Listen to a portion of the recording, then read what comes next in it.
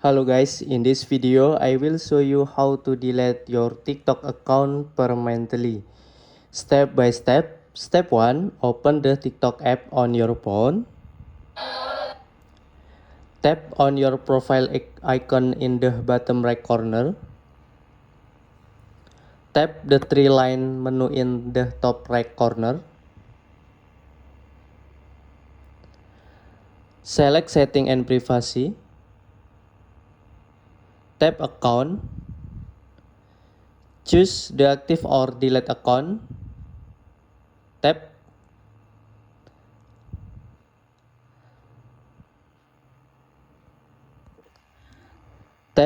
delete account permanently.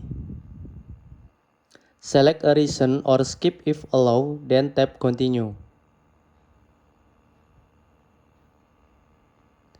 Verify your account using SMS code, email or like account. Tap delete account to confirm. Okay, thank you guys.